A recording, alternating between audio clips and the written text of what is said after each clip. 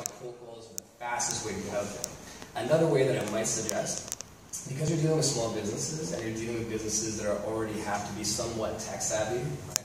Because they have to use a CRM program, so they have to have a general idea of software. They're probably, I would bet that the owners of these companies are on LinkedIn already. So here's an idea of how to use LinkedIn. So does anybody use LinkedIn right now for prospecting? You do, that's right. Have you? And how do you use LinkedIn for prospecting? Very beginning of the process, so at the moment I'm just making the list. Okay. And actually later when I will have a question about this. No problem, no problem. So you make a list, so you do a search on LinkedIn. Yeah, it's very easy. You get a company and it offers another similar companies. And then you follow. And, you follow the company? I follow the company, yeah. Which I am listing on my list in my administration. And it offers another company that I might be interested in. That there are some 3 or 4 similars. Okay. And then I check them. And then just go for it. And then how are they going to learn about you if you follow their company? Yeah, at the beginning. Got it. Okay. And then, so in your plan, after you follow the company, right? They're going to see that they got a new follower. That's good for them. But how are they going to be aware of you? Are you communicating on the company page? That's my question. How to combine, blend offline and online approach. So how to make the... I do not want to do this, what you explained, directly come to someone. I would like to make first some impulses, maybe sending some materials, but not really business materials, and not about the product, but anything like really at the beginning. Yeah, that's fine. Some magnets to the fridge with the company logo, and that's all. Yeah. And a couple of times going further, and that is my question, how to blend these two. Got it. So it's a really good question when you're talking about contacting them and sending them some brochures and proposals. So here's the thought about why that doesn't work. Right? So if it doesn't work, right? But it's very normal, right? Everybody here, I would have started with the same thing too. Not the brochure. Sure. Or I'll just pretend that somebody wants to contact a company. I hear this all the time. Someone wants to contact a company, so they'll go and try to contact the CEO, and they'll basically say, "Hey, I put together a proposal for you. I think this will work for your company, etc., etc." Going to the psychology of sales, if I go at a prospect company and I come to them with sort of like my offering, right? They're automatically in a higher position. And this is why people don't like sales, because you can get rejected a lot easier. If someone's like, yes, thanks for coming to me, but I'm not interested. And that fear is what stops everybody from doing sales, right? And relying mostly on referrals and what have you, because nobody likes the idea of being rejected. So an easier way to use LinkedIn, right? Rather than following the company page, what I would suggest you do is I would suggest you simply find the list of companies, like what he's done, find the owners of the companies, right? And then just simply using LinkedIn, you can just go and visit their profile. So here's a way of how to think about LinkedIn. LinkedIn is a group just like this. This is a database, let's just say, okay? So if I walk in front of you in the streets and I just come and approach you and I just say, hey, I'm interested in selling you my services, and you're walking to your work, you're trying to get a coffee, and I'm coming at you with my business card and a proposal, people have a tendency to be put off by that. It's like, whoa, I don't know if you are, sure, give me your card, I'll call you later kind of thing, right? So what you want to do instead is you can use LinkedIn the same way that we would use networking. So I had a networking event. I think some of you saw me here last time as an example. So when you see my face this time, you're a little bit more comfortable with who I am, right? Because you've seen me once before, right? This is just normal psychology. So using that mentality in LinkedIn, what you could do on your CRM, you can go develop a list of business owners who fit your demographic, right? Which could be, it could be really any owner of a company over, say, 20 people, right? You can search this on LinkedIn. And now what I would do if I was you, I would simply go and view their profile. And everybody knows that when you view profiles on LinkedIn, like if I view your profiles, and everybody always goes to who's viewed your profile, right? Because when people use LinkedIn, they do basically 4 things. They log on, they see if they have any notifications, did anybody endorse them, did anybody add them as friends, did anybody send them a message, and of course, who's viewed my profile, right? And for whatever reason, LinkedIn was the one platform that put a huge view in your profile. You'd think that would be on Facebook or something, not a professional site, but anyway, that's the way it is. So what you can do is because advertising costs quite a bit to try to draw people into to a website, and cold calls are not a good position to be, are not a good way to kind of pitch the product. So instead, if you go view their profile, they're going to see, okay, he viewed my profile, who is he, right? And you're going to see automatically people are going to start to come back to visit your profile. And you can use that opportunity right there to contact the CEOs at this point. When they've come to visit your profile, instead of looking at your LinkedIn profile like a resume holder, look at your LinkedIn profile like a summary, like a landing page. So the same way that you create a website that talks about your products and services and you sell to a certain target demographic with certain keywords, you can use your LinkedIn summary the exact same way. So I'll make an example. I had this client in Eastern Canada, and what they did is that he and his company, they went and purchased old refurbished computers. So they buy computers that somebody sold, they'd refurbish them, and then they'd sell them to school districts. Right? Because school districts have budgets, and they're a little bit less expensive. So then we were getting him connected with principals and superintendents of school districts across Canada. Right? So he was having trouble with cold calls because it's tough to get a hold of a principal on the phone, right? And referrals, it takes forever. So instead what we did is we did this. We changed his LinkedIn profile, his summary, to speak specifically to his target demographic. So on his LinkedIn summary, we put the wording something like, I love dealing with principals and superintendents in schools. We saw selling refurbished computer parts, saving people money, in so many words, right? We were talking exactly to your demographic, because then the next thing was that we were going to visit these principals and superintendents and just wait for them to come back. And then the first thing they're going to read is the wording that's catered to them, right? Because we've gone out to the principals and superintendents, so that's what's coming back. So we make sure that the wording fits who the demographic is. Does that make sense? Okay. This is a really, really useful tactic. So this is so what we've done with LinkedIn, so part of my service that we offer for B2B customer acquisition is basically making connections with people. And it's the same logic that you use when you're networking. You can use the exact same stuff on LinkedIn. You don't want to be too aggressive. No one's going to care that you follow their company page. Okay? I don't know. Yeah, no. It's for myself to know. For sure. I visited the page. For sure, absolutely. So, and it's a great idea. It's a great idea. I'm just being very, very frank that when you're following company pages and you're doing all of that, the only one who's going to see that is the marketing person, right? Your prospect, who's the CEO, he doesn't care.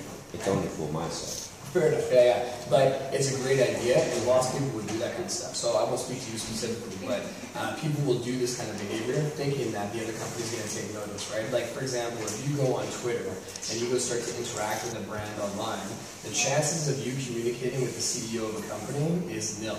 And you're going to be communicating with the marketing person, right? And so people think this all the time. And I run a social media agency, so I know what it's like to communicate with people. I can make big lists of lots of company accounts, right?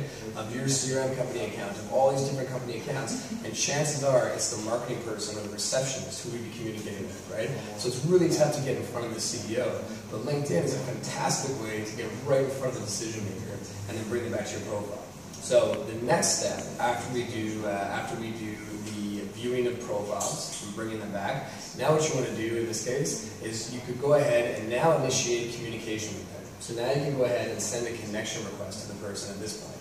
If you were just to build a list, I'll use your list example. If I was to build a list of people in LinkedIn and just go start connecting with them, right? So say you guys have never seen me before, and I build a list of you.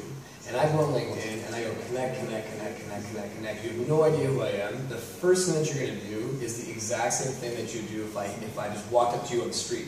If you're walking down the street and I just come up to you and I'm like, hey, how's it going? How you doing? I have a business card. How you doing? I'm interested in selling some service. The first thing he's going to say is, whoa, like, who are you, buddy? Right? His back is going to be up. His defenses go up.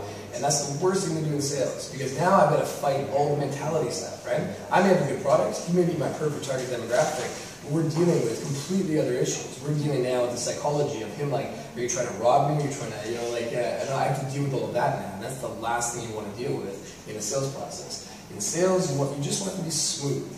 Sales is nothing more than just basically making the communication process between people smooth and easy. That's it. You're just removing barriers, things that normally pop up in a sales process. You're just dealing with it in advance so that the path in front of you is easy to lead them down to come see you. So, for example, I can approach you like that, right? So if you're on the street and I see you, I can approach you like this. I know automatically he's going to be defensive right away, right? Which is the worst position for me to put myself in, which is the same idea as if I just connected with all of you on LinkedIn without this viewing process. Instead, if I saw him on the street and he was a target prospect of mine and I wanted to approach him, what I would do is I would get into an environment where he can see me interact with people. Okay, so for example, if there was people outside watching inside here, let's just say, on the street watching inside, because I'm speaking, if I went outside and started talking to them, right, they would give me some authority not to talk to them. Because they're seeing social proof, right, right now, that people are listening to me, so I must have something important to say, right? This is just psychology. It's just super easy. So what I would do is I'd put myself in a situation where he could see me interact with people and them not slap me or, call the police or something like that. And then he has social proof, right, somewhat. His defenses are going to drop a little bit, right? That, okay, this guy seems safe. He doesn't have to be the first guy. He doesn't have to be the first guy to take a chance, and listen to me. Right? So even if it's something as simple as him watching me, if we're both in the same coffee shop, and he watches me interact with the person, the barista, and he watches my behavior, he watches my demeanor, he watches how they respond to me. Now if I went to approach him, it'd be a little bit simpler, right? So using the same logic with LinkedIn, right? It's the exact same thing. Instead of me just going connect, and you don't know me from Adam, you're like, whoa, who's this guy from Canada approaching me? Like, what is this all about? Is this real, etc.? Instead, you've warmed them up. So now when you go and approach somebody and they come back to view you, the logic is they've read about you, right? They've got comfortable with you. Now if you throw a connection request out, guess what the percentage of them accepting it is? Way higher. Way higher, because now they've warmed up to the idea of it, right? And we've done this with a lot of different testing. If it worked where I could just go walk up to people and talk business, that's what I would do. This other part takes too long, right? If that works, then I would just do that. But it doesn't work. Right? So if you want quality engagement, you want to connect with quality people, this is a great tactic to use. So once you've gone out and you've visited people and they've come back to visit you, right, use that as your opportunity now to initiate communication. So you can go ahead, using LinkedIn, go ahead and send out a connection request. Now, in the connection request that you're sending out to these people, don't ever sell anything. Don't ever pitch anything. As a matter of fact, using this example here that I was talking about, one of the reasons why that wouldn't work if I approach them on the street is because I'm selling right away. It's the worst thing to do. So instead, I just want to establish rapport with them. I want to establish a relationship. So instead of me going up, hey, you want to buy something, I'd say, hey, that's an awesome jacket. It kind of matches my jeans. Where did you get that? I'm establishing rapport. Because every time he's not talking back to me, right? Every time that he communicates back to me with defenses drop, his defenses go further and further and further into the ground. So this is, again, sales mentality. Is everybody kind of following me on the psychology of this kind of stuff? I hope this doesn't sound too black arty to people. This is the way that we deal in social settings, right? And so we're just using those skills in a sales system.